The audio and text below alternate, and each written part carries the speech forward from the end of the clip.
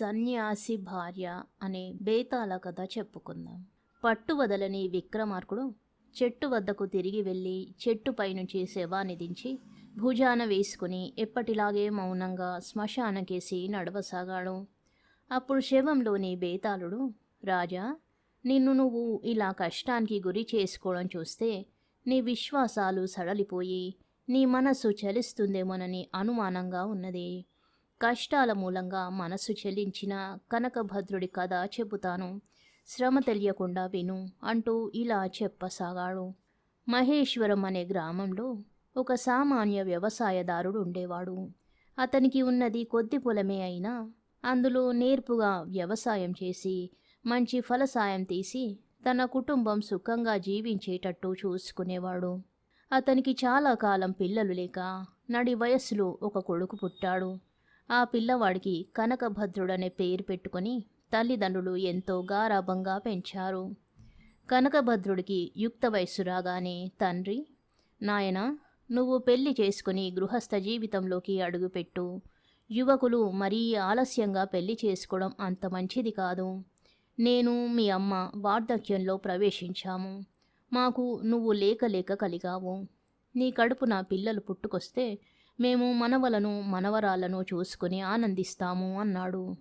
కానీ కనకభద్రుడు తండ్రి మాట వినక, నాకు సంసారం మీద కోరిక లేదు, నేను సన్యాసులలో చేరిపోయి ఉత్తమ లోకాలకు దారి వెతుక్కుందాం అనుకుంటున్నాను అన్నాడు. ముసలితనంలో కలగవలసిన బుద్ధులు తమ కొడుకు యవ్వనంలోనే కలగడం ముసలి వాళ్లకు వింతగా తోచింది.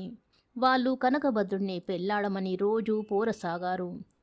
తల్లిదండ్రులు రోజు తనను పెట్టే పోరు పడలేక కనకభద్రుడు కాశీకి వెళ్ళి ఒక పెద్ద సన్యాసి వద్ద సన్యాసం పుచ్చుకొని తత్వోపదేశం పొందసాగాడు. కొద్ది సంవత్సరాలు గడిచాయి. మహేశ్వరం నుంచి వచ్చిన కొందరు యాత్రికులు కాశీలో కనకభద్రుని కలుసుకొని కొంతకాలం క్రితం అతని తండ్రి చనిపోయినట్టు చెప్పారు. ఈ మాట వినగానే ఒంటరిదైపోయిన తన ముసలి తల్లి గతి ఏమైందోనని కనకభద్రుడు చాలా బాధపడ్డాడు. అతను తన గురువుతో, స్వామి, నేను ఒకసారి మా ఊరు వెళ్ళి మా అమ్మ ఎలా ఉన్నదో చూసి వస్తాను. మా తండ్రి పోయినట్టు తెలిసింది. సన్యాసం పుచ్చుకున్నాక తల్లిని చూడనే లేదు అన్నాడు. వెర్రివాడా, సన్యాసికి తండ్రి ఎవరు తల్లి ఎవరు? అంతా భ్రమ అన్నాడు పెద్ద సన్యాసి. అలా కాదు స్వామి, నా తండ్రి మిగిల్చిన ధనం ఉంటే దాన్ని తెచ్చి మన మఠానికి వినియోగిస్తాను అన్నాడు కనకభద్రుడు. పెద్ద సన్యాసి ఇందుకు సరేనన్నాడు. మహేశ్వరం వైపుగా బయలుదేరుతున్న యాత్రికుల బృందం ఒకటి కనకభద్రుడికి తటస్థపడింది. అతను వారితో కలిసి ప్రయాణం సాగించాడు. 4 మజిలీలు గడిచాక ఈ యాత్రికుల బృందాన్ని బంతిపోటు దొంగలు దోచారు. దొంగలు కొందరిని చంపారు, కొందరు పారిపోయారు. పారిపోని వాళ్లను దొంగలు పట్టుకుని తమలో తాము పంచుకున్నారు. కనకభద్రుడు, పార్వతి అనే ఒక ఆడమనిషి ఒక దొంగ వంతు వచ్చారు. ఆ దొంగ వారిద్దరిని తీసుకుపోయి గంగా తీరాన ఉన్న తన ఇంటికి చేర్చి వారి చేత తన ఇంటి పనులు చేయించసాగాడు. దొంగకు కొన్ని ఆవులున్నాయి. వాటిని కాచి పోషణ చేసే పని కనకభద్రుడిది. పార్వతి దొంగ ఇంట అన్ని పనులు చేసేది. వారిద్దరూ అతని బానిసలు. వీరిద్దరి చేత సంసారం చేయిస్తే వీరికి కలిగే సంతానంతో తన బానిసల సంఖ్య పెరుగుతుందని దొంగకు ఒక ఆలోచన వచ్చింది. అందుకని అతను వారిద్దరి కోసం ఒక కుటీరం కట్టించి, అది వరకు మీరు ఏమవుతారో నాకు తెలీదు, ఇక నుంచి మీరు భార్యాభర్తలు, ఈ కుటీరంలో మీరు మీ సంసారం ఏర్పాటు చేసుకోండి అని పార్వతి కనకభద్రులతో అన్నాడు. ఇద్దరూ ఆ ఇంట అడుగు పెట్టగానే పార్వతి బెదిరిపోయింది. కనకభద్రుడు ఆమెతో, నేను సమస్తము విడిచిపెట్టిన సన్యాసిని, అందుచేత నా నుంచి నీకు ఎలాంటి భయము ఉండదు. మన యజమాని మాట జవదాటడం అపాయకరం. అందుచేత మనం పైకి భార్యాభర్తలలాగా నటిస్తూనే బ్రహ్మచర్యంలో జీవితం గడుపుదామన్నాడు. ఈ మాటలతో పార్వతికి కనకభద్రుడంటే బెదిరిపోవడమే కాక అతని మీద భక్తి కూడా ఏర్పడింది. ఈ బానిస దశలో ఇద్దరు ఒకరికొకరు తోడుగా ఉంటూ ఒకరి కష్ట సుఖాలు ఒకరికి చెప్పుకుంటూ రాత్రివేళ పురాణ కథలతోనూ తత్వ విచారంతోనూ కాలం సుఖంగానే వెళ్ళబుచ్చారు.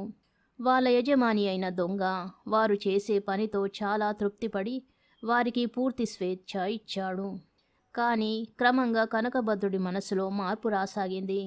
అతను ఇలా అనుకున్నాడు, నేను సర్వసంగ పరిత్యాగిని, నాకు బానిసత్వము స్వేచ్ఛ అన్న తేడా లేదు. కానీ పార్వతి యోగ్యురాలు, కులీనురాలు. ఆమె తగిన భర్తను పెళ్లాడి సుఖంగా జీవించవలసిన స్థితిలో ఒక దొంగవాడి ఇంట బానిసగా బతకడం అనుచితం. ఆమె పైకి ఏమి అనకపోయినా ఈ జీవితం నుంచి విముక్తి పొందడానికి ఆమె మనస్సు పరితపించుతూ ఉండాలి.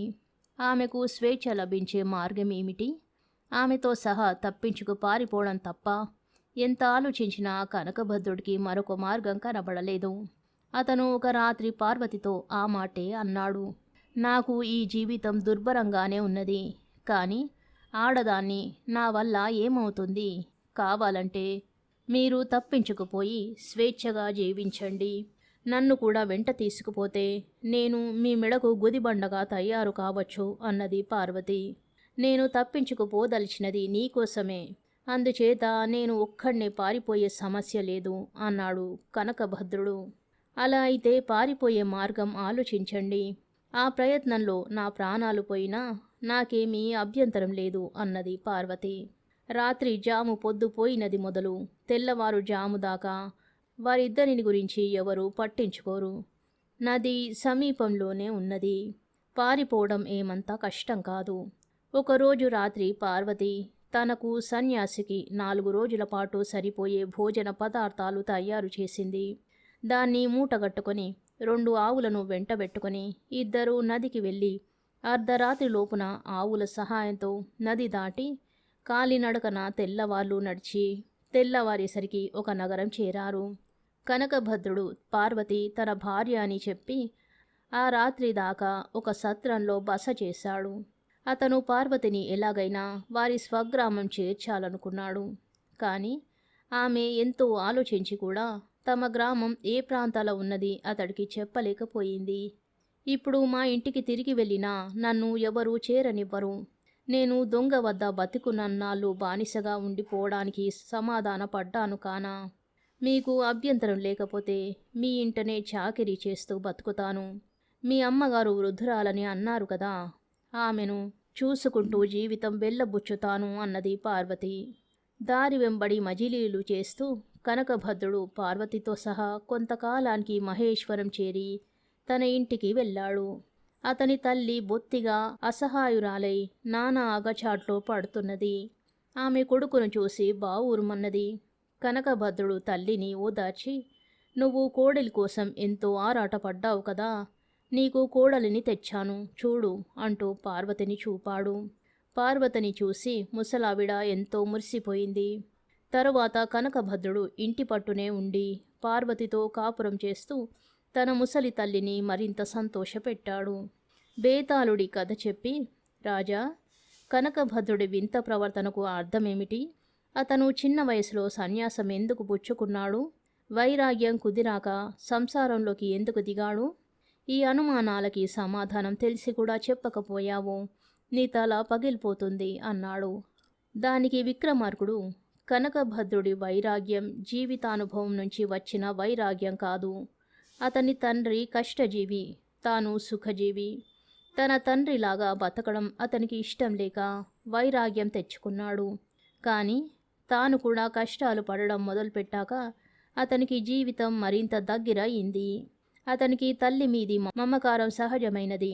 కానీ పార్వతిని గురించిన ఆందోళన అనుభవం నుంచి ఏర్పడినది. స్త్రీ పురుషులు జీవితంలో భాగం పంచుకున్నాక దాంపత్య సంబంధం స్వాభావికంగా ఏర్పడుతుంది. కనకభద్రుడు ఇంటికి చేరే సమయానికి అతనిలో వైరాగ్యం ఏమీ మిగలలేదు. అందుచేత అతను సంసారంలో పడ్డాడు అన్నాడు. రాజుకు ఈ విధంగా మౌనభంగం కలగగానే బేతాళుడు శవంతో సహా మాయమై తిరిగి చెట్టెక్కాడు. కథ సమాప్తం. శుభం.